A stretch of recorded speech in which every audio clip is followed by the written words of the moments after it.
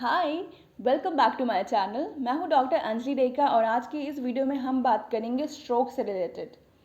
Stroke से related basic सारी information मैं आपको देने की पूरी कोशिश करूंगी। अगर आपको फिर भी कोई डाउट होता है तो आप मुझे कमेंट सेक्शन में पूछ सकते हैं। स्ट्रोक के बहुत सारे रिस्क फैक्टर्स हैं जो मैं आपको इस वीडियो में बताऊंगी, यानी किन लोगों को सबसे ज़्यादा स्ट्रोक होने के चांसेस होते हैं। सो इस वीडियो को एंड तक ज़रूर देखें। आजकल स्ट्रोक से रिलेटेड बहुत सारे केसेस देखने को मिल रहे हैं और ये एक न्यूरोलॉजिकल कंडीशन है। बेसिकली स्ट्रोक एक मेडिकल इमरजेंसी है जिसमें आपके एक side of the brain damage हो सकता है या फिर दोनों side of the brain damage हो सकता है, बिकॉज उसमें ब्लड सप्लाई का इंटरप्शन हो जाता है।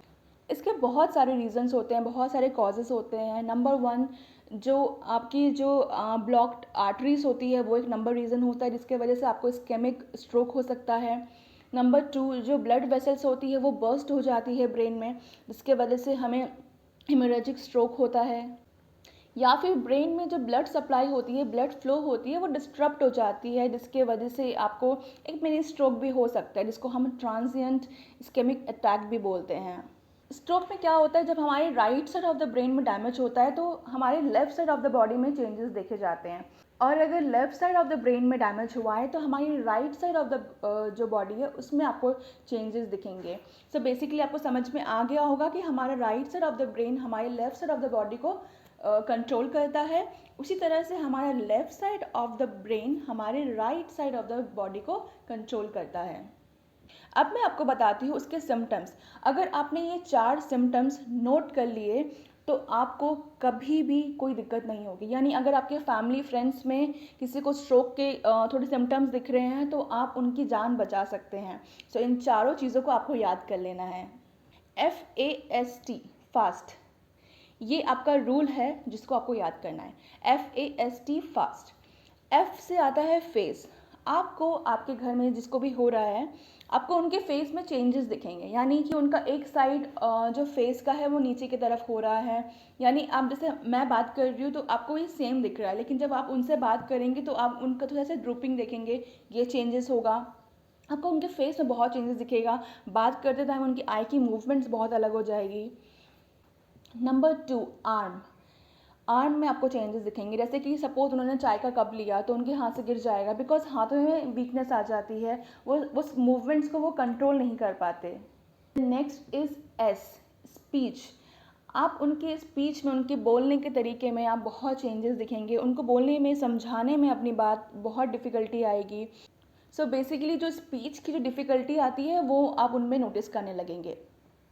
जब आपको ये तीनों चीज़ें पता चल जाए, यानी फेस में आपने चेंजेस देखा, उनके आर्म्स में चेंजेस देखा, उनके बोलने के यानी स्पीच के तरीके में आपने चेंजेस देखा, जब आपने ये तीनों चीज़ें देख ली है तब आपको 4th स्टेप करना है, which is time to call for ambulance. आपको तुरंत ही एम्बुलेंस बुला लेना है या फिर आपको उनको लेके हॉस्पिटल जाना है और उनका ट्रीटमेंट कराना है। अगर आप सही टाइम पे ये तीनों चीज़ें नोटिस कर लेते हैं तो चौथी चीज़ से आप उनकी जान बचा सकते हैं। अब फास्ट के अलावा मैं आपको बेसिक और सिम्टम्स बताती हूँ जो हम नोटिस करते हैं बट फिर भी हम सोचते हैं कि हो रहा है, इट्स ओके, बट इसकी ये सिम्टम्स भी आपको जानना बहुत ज़रूरी है। नंबर 1, सडन नमनेस देखेंगे आप उनकी एक साइड ऑफ द बॉडी में, आर्म्स में, लेग्स में भी देखेंगे। यानी एक साइड ऑफ द बॉडी जो है वो बिल्कुल ही अलग ही बिहेव कर रही है, उनको समझ ही नहीं आ रहा वो कैसे हाथ उठा रहे हैं, कैसे ऐसे बिल्कुल ही हाथ नहीं उठा पा रहे हैं, तो वो सारे चेंजेस उनके होंगे। नंबर 2, सडनली उनको बहुत ज़्यादा ऐसा कन्फ्यूजन जैसा होगा, वो नहीं समझ पा रहे कौन सी बात वो कहाँ ले गए हैं, उनको कुछ वो चीज़ समझ ही नहीं आ रही है। बहुत ही बात करने के तरीके में बहुत सारे चेंजेस आप देख पाओगे। नंबर 3, जब वो किसी चीज़ को देख रहे हैं तो उनको बहुत दिक्कत आएगी देखने में, दोनों आँखों से, यानी वो फोकस नहीं कर पाएंगे। नंबर 4, जब वो चलेंगे तो उनको बैलेंस करने में, कोऑर्डिनेशन करने में बहुत दिक्कत आएगी। सपोज़ अगर आप उनको ये मूवमेंट्स करने के लिए बोले तो उनके लिए बहुत डिफ़िकल्ट होगा, या फिर बेसिक आप ये मूवमेंट्स करने के लिए बोले तो वो नहीं कर पाएंगे, बिकॉज ऑलरेडी उनकी बॉडी में वीकनेस आ गई है। वो उनका जो बैलेंस है, कोऑर्डिनेशन है, वो सारी चीज़ें नहीं होगी। एक और चीज़, उनको हेडेक हो सकता है, सर घूम सकता है, तो ये सारे कंडीशन भी होते हैं। ये सारे कंडीशन को आप बिल्कुल भी इग्नोर नहीं करेंगे। अब आता है एक और इम्पॉर्टेंट क्वेश्चन जो बहुत लोग पूछते हैं, क्या स्ट्रोक क्योर हो सकता है?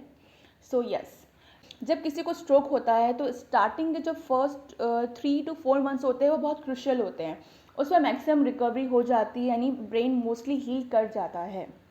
सो आपको स्टार्टिंग 3 to 4 मंथ्स उनका बहुत ध्यान रखना है। उनको अगर फिजियोथेरेपी की ज़रूरत है तो वो ज़रूर कराएं। बहुत लोग सोचते हैं कि हम तो घर पे ही एक्सरसाइज करा लेंगे, हो जाएगा, कोई बात नहीं। उनको स्पीच थेरेपी की ज़रूरत है तो उनको स्पीच थेरेपी भी कराइए। अगर आपने ये 3-4 मंथ्स उनका ध्यान रखा, उनको प्रॉपर थेरेपी कराई, तो 99% पेशेंट ठीक हो जाते हैं, अगर कोई सीवियर स्ट्रोक ना हो तो। जिनको बात करने में दिक्कत होती है, ठीक है, अगर उन्होंने स्पीच थेरेपी नहीं कराई लेकिन अगर उन्होंने सिर्फ फिजियोथेरेपी कराया तो उनकी मूवमेंट्स ऑलमोस्ट वापस आ जाते हैं। और अगर आपने उनको छोड़ दिया कि ठीक है जैसा चल रहा है चलने दो, तब जब साल भर बीत जाता है तो उनके जॉइंट्स स्टिफ होने लगते हैं और उसके बाद आप कितनी भी एक्सरसाइज करा लीजिए तो उसका टाइम पीरियड जो है वो बहुत लंबा हो जाता है और रिकवरी बहुत डिफ़िकल्ट हो जाती है। सो आप टाइम पे उनको डॉक्टर के पास लेके जाएं, उनका ट्रीटमेंट कराएं। अब बात करते हैं रिस्क फैक्टर्स की, यानी किसको सबसे ज़्यादा ये होने के चांसेस होते हैं।